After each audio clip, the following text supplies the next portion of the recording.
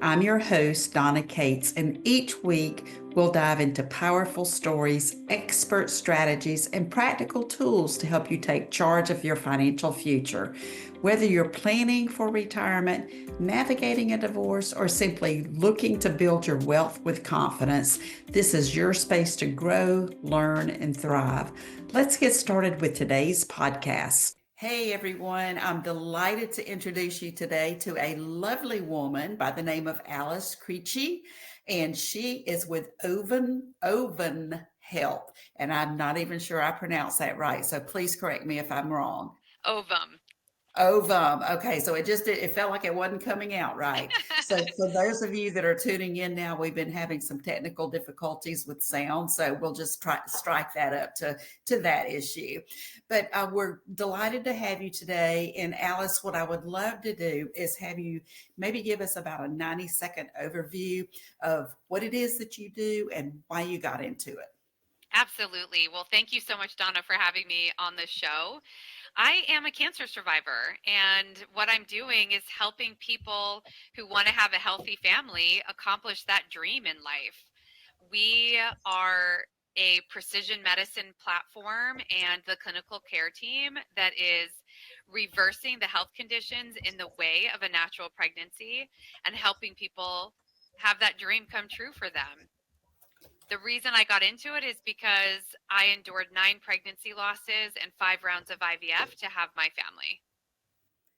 My goodness. So that leads me to ask, describe your family to me now. I have one miracle child who is 11, and we live on a small property in Idaho, so we have about 54 pets. Oh my goodness. Okay. Well, congratulations on that. I know that had to be quite the journey. And I do want to ask one question um, because you're talking about precision medicine. Is that specifically with pregnancies in that process or any type of medicine? Ovum Health right now is a preconception health and wellness company for men and women. The precision medicine comes from our molecular diagnostic platform to get to the root cause of what's in the way of someone getting pregnant on their own, staying pregnant, and avoiding adverse pregnancy outcomes like preeclampsia, gestational diabetes, and preterm birth, which are very pervasive problems in the US. And then we use tailored treatment plans to help everyone accomplish their goals. We also incorporate behavioral science to make sure that not only can they have a healthy pregnancy and a healthy newborn, we want them to have a healthy family. So we use a behavioral science approach through an AI nutrition coaching app to make sure they can make the micro changes that we're seeking along the way. That is so fascinating. And it seems that AI has made its way into every single industry out there. So awesome. Well, and I'm curious to know, did you go into this work after you experienced your own issues? Was that a career transition for you? Yeah, actually, cancer was the career transition because I learned that my fertility would be threatened by treatment. And they were right. I was left with what's called iatrogenic infertility based on 3 years of very aggressive treatment that I went through. Mm. I was in a completely different sector of the world doing something really different and was driven to solve the problems I saw in front of me. The first problem that I saw was while I was in the fertility clinic starting my medications to preserve my fertility, and that is that insurance didn't cover my treatment. And I was Mm. outraged that they would cover breast reconstruction and a wig, but they would not make sure that I could live the life that I imagined having when all was said and done. So I went to work on legislative change first and co authored the first fertility preservation bill in the country. I co authored it with the American Society for Reproductive Medicine. Our bill became model legislation and is now active in more than a dozen states across America. It took many, many years to accomplish that goal. And along the way, I also started modernizing other family law and healthcare laws in our country. So I worked at all levels of government for quite a few years. First as a voluntary lobbyist, and then eventually as a paid lobbyist, and then transitioned into becoming a digital health startup founder. Well, I'm impressed. I have to say, you saw a need, and you literally grabbed the bull by the horns and just ran with it, and not in a small way, in a huge way. So, congratulations to you. I would Thank you. love for you to tell us about what you see being the biggest problem in industry now and what you're doing to solve for that. Yeah, the one of the most pressing problems in our field of reproductive health right now is that historically the system, based on the success of in vitro fertilization, which now has its own documentary on Netflix, which is amazing. And based on the last 40 years of success with IVF became the gold standard for treatment. But there's two things about this. One, no one dreams of having their family that requires thousands of injections and lots of medical appointments and all of the trauma that goes alongside that type of science and technology. I am deeply grateful that I was able to access it, but no one dreams of that as the method that they want to have their family, and therefore they're not utilizing it in every situation. And in fact, there's such a low utilization rate of IVF, it's about 2%, even in the states that cover it. And that's something that is not discussed in the field often or even at all. There's even with the progeny fertility benefit that enables IVF coverage for 460 employers, the utilization rate of that benefit is 1.33%. And yet, millions of people are struggling to have a baby, and then millions more are struggling to avoid adverse pregnancy outcomes. And the same conditions causing infertility also cause high risk pregnancy outcomes. So it's high time that we implement a new infrastructure that sits between OB-GYNs and PCPs and and the IVF doctors so that women who are the healthcare buyers know that they can turn somewhere, get to the root cause of their dis-ease, and work with a team that's actually going to restore their health to an optimal level so that they can have the family that they want in the way they want and in the time frame they want. We call that the old fashioned way, of course. And it's working. You know, this is we have a chronic illness crisis in America. We're not the only country who does, and it's driving adverse pregnancy outcomes, and it's driving down fertility rates and driving up infertility rates. And many of those causes are absolutely treatable and even reversible. And then we're talking about improving a whole entire generation of young people by making sure that the offspring of these families are set up for a lot healthier life. And it's such a huge undertaking. There's so many things that need to change and must change to make that happen. I can only imagine. Tell me a little bit about what makes you unique in the business that you're in, with the way that you're helping these women and families. That's a great question, Donna. I'd be lying if I said I didn't wonder if I was the right person all the time to be the one in my role. I mean, sometimes the biggest idea doesn't have the leader behind it that is the one to accomplish, making sure that it is a $4 billion success story. I Mhm. think that that I am the reason it's taking off is because I have accurate empathy for the people that we're serving. I think first and foremost, that's really what it boils down to, is that I am them and my team has been them too. Our team came together to co-found Ovum Health, and one of us has been an egg donor in the past and served the IVF field for 20 years. One of us is a third party expert who helped thousands and thousands of families form because of egg donors and sperm donors. You know, one of us is a medical doctor who, for 35 years, has been getting referrals from the IVF clinics to take on complex cases and help people achieve success. And another one of us is a world renowned reproductive geneticist with more papers published than any researcher I think that is even alive today. And we've all accomplished this in a field that is grossly underfunded. It's underfunded for research, it's underfunded in venture capital, and venture capital has dumped $5 billion in the last 5 years into the field of IVF, but they're leaving out 98% of the population who are not getting into an IVF clinic's door to access treatment. So somebody has to go serve them, and we serve them through commercial contracts, Medicaid contracts, and TRICARE. That is wonderful. And this, you may have just answered this question, but I'm going to ask it anyway so you can elaborate. What do you see as where the industry is going in the next 5 to 10 years, and how are you staying on top of that? Where it has to go is that we focus on preconception health before we get people pregnant. It has to go there. We have the same preterm birth rate in America as sub-Saharan Africa. Mm. Let that sink in for a second. We have the worst maternal mortality rate of any developed nation. Where it has to go is that we stop pretending that we can intervene with those conditions during pregnancy, and we have to start tackling it during the window before someone gets pregnant. And people, I'm so glad that we're having you on the program today, because I have no knowledge of this. And I think this is just going to be so enlightening to so many people, just to bring it to the topic to the forefront. And I'm thinking of a couple of people that I need to introduce you to as well. So don't let Oh, me thanks, forget Donna. that. All right. At the end of the show, we'll make that happen. Great. So, and I love the fact that you said, let me see the words that you used.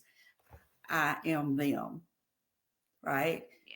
That is who, I mean, you get this, you get everything that there is about it. So that's really powerful.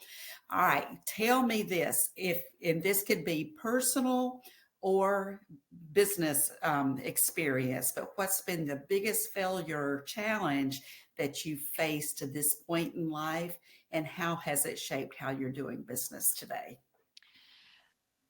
I read the most phenomenal book recently by a brilliant person named Gregory Shepard. And in the book, he said, fail forward, fail fast. And I think that I do that relatively well. I experiment a lot in business, and you kind of have to, but it's a scary proposition if people are giving you money because you want to experiment and have it pay off. But not every experiment pays off.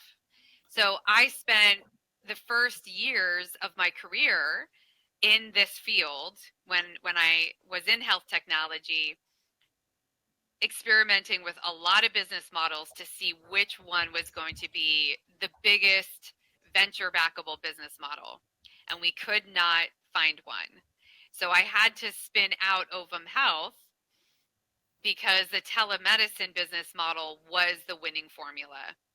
And I wish I had done it sooner. I wish that I had had the support, the funding, the means, and the confidence to do it a lot sooner than I did. I let myself get distracted by a potential merger and acquisition 3 years into being in market. I would consider that a failure because it was a failed acquisition that turned into a strategic investment that also failed.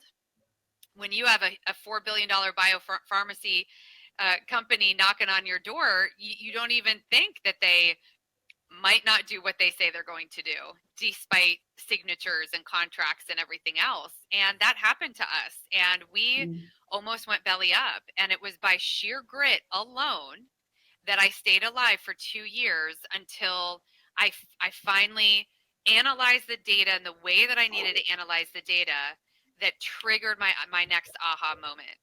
And I saw the white space, and I saw nobody is actually serving this space in this way. This needs to become permanent infrastructure in America, the way that Ovum Health is delivering care. And by the way, it's going to take a lot more companies than just Ovum. There's tens of millions of people out there who need our help.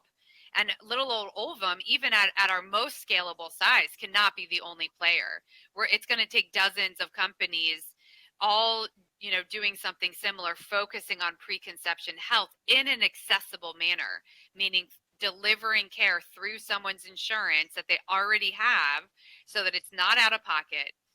Yes, it can be through employers, but it definitely needs to be as accessible as possible. So if you live in a rural town that's a maternity desert and even a food desert, you know who to turn to that's going to help you clean up your health. Ooh, you've got a big, big goal ahead of you, and I think that you're doing remarkable things to make things happen. So awesome, and I love. I can't help but to think I didn't start doing this kind of communication, meeting with clients and such until COVID happened. So that's when, Zoom became so popular and almost second nature to most of us. So with the telehealth being the platform that worked for you, that's impressive. Well, that's true about the pandemic in general, right? I mean, the pandemic was devastating in so many different areas. Elevating telehealth was a very strong benefit. And telemedicine had already existed in oncology for many, many, many, many years. But it didn't come to the forefront in the way that it is now. And it's really making it possible to reach Americans who would otherwise have to drive 90 minutes just to get to a provider. Yes, makes all the difference in the world. All right, I'm going to shift gears on you again and ask you if you could have lunch with one person in the world, whether they're living or deceased, who would it be and why, Alice? Oh, it's only one? Well, okay, I definitely would have lunch with this Gregory Shepard because I just read his book, and it's the book that every single startup founder should read in life. So he's very top of mind, and so that's a big one. He's had 12 exits. So anyone out there who's listening to this, who's a startup founder or who is thinking about going to business, should read this book 100%. And he is very much alive and lives in the great state of California. So I believe that I can make that happen, and that it might be possible. Um, I do have a backup. That there is there is someone out there who has been through truly like a lot in life, who kind of came from nothing, made a huge success of himself, really angered a lot of people in the world, and cleaned up his act from drugs and alcohol. And I've sort of always thought, like, I'd really love to sit down with this person and hear actually, like, what was the self motivation that it took to stop drugs and alcohol and to really like rebrand in the world. And that's Eminem. I've always thought I want to sit down and have lunch with Eminem. That is so awesome. Well, and you know what? You're fortunate because they are both still living, and I bet with your tenacity, you can make that happen. I have to ask this question though. You've told us about Gregory Shepard, mentioned him a couple of times.